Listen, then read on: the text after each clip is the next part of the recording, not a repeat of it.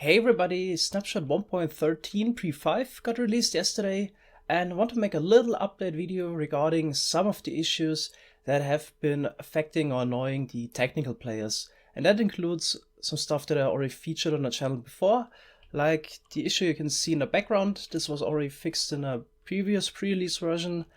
Slime blocks and pistons are transparent again, so the flying machines aren't horribly laggy anymore. So the next thing is TNT duping. This got re-implemented in the snapshots in the old way, but was removed again in pre-release 4, so it no longer works. That also means we no longer have movable TNT, and for example tunnel bores or quarries that use that feature wouldn't be possible anymore in 1.13. But there's some good news. So recently Java got a new developer that was previously working on the Bedrock team. Rock and Roll for Life joined the Java team, and he said that he wants to implement moving tile entities like dispensers. So if that really gets implemented at some point, then we can rebuild most of the old machines that use TNT duping in a more intended way. I'm really looking forward to that.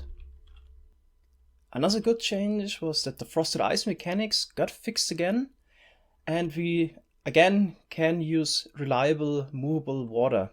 So this was a problem in the older pre-releases. If you would pull out a ice block, a frosted ice block, it wouldn't melt immediately. Usually frosted ice requires two other frosted ice blocks around it, otherwise it melts immediately, which was used, for example, in the quarry in order to get a movable water source, basically. Alright, and yeah, now in the old versions it only melts then random tick based if you have a light source near it. So I'm gonna increase the random tick speed, and then at some point it would melt, but this could take 10 seconds or 10 hours of random based, so we couldn't really work with that before. In pre-release 5 we're back to the old mechanics, so if I pull out a frosted ice block, it would melt immediately, since it's no longer surrounded by two other frosted ice blocks.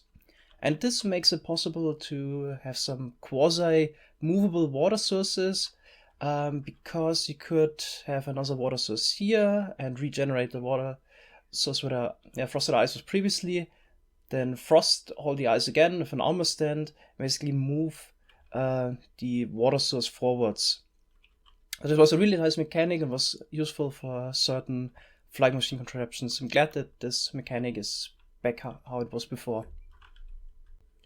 Then more good news. Chicken jockeys and spider jockeys spawn naturally again. This wasn't the case for a long time, and I'm glad that we have those old mobs back again. Also, Bedrock wizard cages are stable again. You just saw the blue skull exploding inside of the Bedrock, so this can be used again in 1.13. So the issue was that projectiles would ignore the first block basically, and also if you would directly shoot arrows or snowballs into a block in front of the dispenser, they would no longer fly out in front. Alright, but one caveat: there are no good bedrock breaking methods left in the game as far as we know. So making a bedrock wizard cage just by removing some bedrock around, for example the nether ceiling, and use that is probably no longer possible in a feasible way.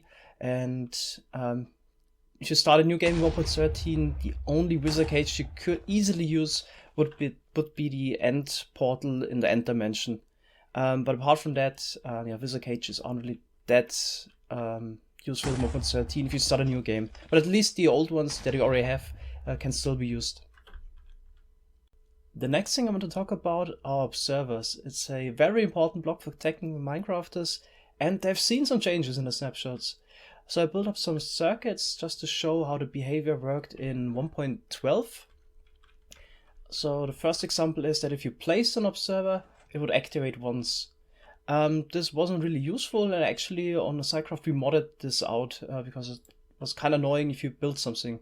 Alright, then the next example was the observer clock, and this was a bit different depending on the setup.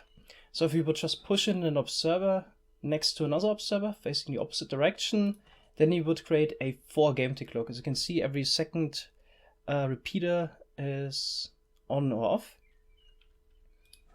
But there was the other example. If you would push both observers at the same time, then you would create a 6 game tick clock. So there's 1 on, 2 off, 1 on, 2 off, and so on. So just showing you how it was in 1.12. Next example was moving an observer that just got activated, and then it wouldn't activate in a new position. And here we have a 0 tick observer clock.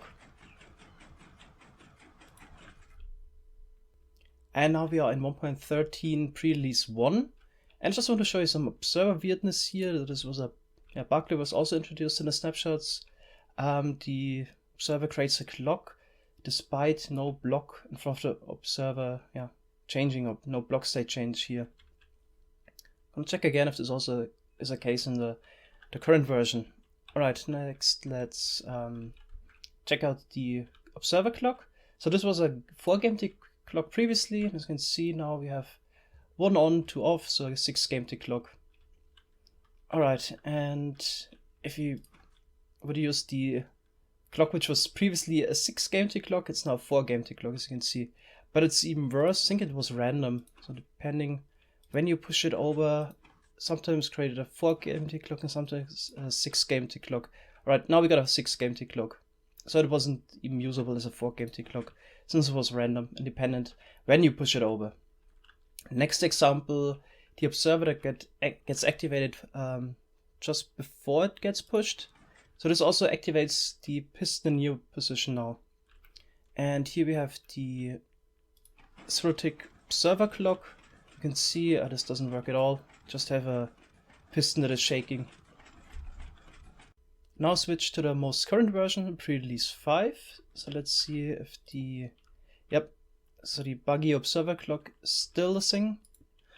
And here's another change that I actually welcome. So if you place an observer, it would no longer give a signal the first time.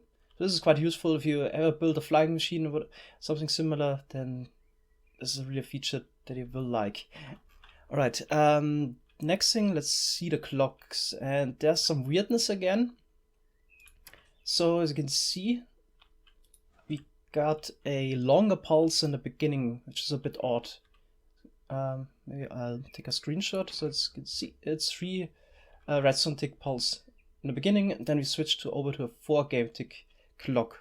So 1 on, 1 off. Alright, now this example, this now makes a 2 redstone tick pulse and then also switches to a 4 game tick clock, as you can see here. No, it actually was 3 again. Seems like that's also a bit random.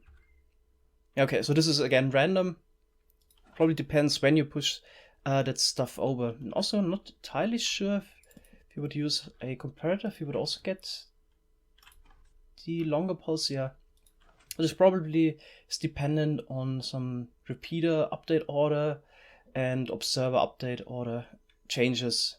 Yeah, can't really say if this is good or bad. It's definitely different now. Alright, next example is the observer that gets activated before it's pushed over, and at least this doesn't trigger the piston now. This was really an important mechanic that I often used in order to not activate pistons sometimes. It's really good that we have that back. Now let's check out the observer 0 tick clock, and this looks like it's slower now. Yeah, so we definitely get a 0 tick pulse as far as I can tell. Try this out by maybe. Yeah, it's definitely 0 tick pulse, but the whole clock is a bit slower. So yeah, so it's definitely different in 1.13 than in 1.12. So one last thing I want to show, and this is actually really frightening. So it seems like piston update order got changed again, probably related to the TNT duping changes. So you can see here the old Caterpillar engine no longer works, and this is really frightening, and I have no sympathy at all for all those piston changes we've seen recently. I mean, if you look back at 1.8, there was no TNT duping, there was no translocation, and I really don't get why pistons get changed in every update and it's just different all the time. So all the old contraptions break, but I don't see any improvement when it comes to pistons since 1.8. We've seen botched job after botched job to pistons, and I really don't get why, of all the things, the piston is changed in every update in some way. So this is really frightening. So far we've only seen the Caterpillar engine braking, but I'm quite sure there's probably also other contraptions that will be affected by this change. I hope you liked this little summary of the most important bugs and issues for technical players in the current pre-release 1.13 Pre5. There are also a lot more changes. Every pre-release, for example, there were some issues with Iron Golem spawning, which is supposed to be fixed now. It's really hard to stay on top of everything and cover everything. But I'll try to keep you updated as good as I can. See you in the next one. Bye bye.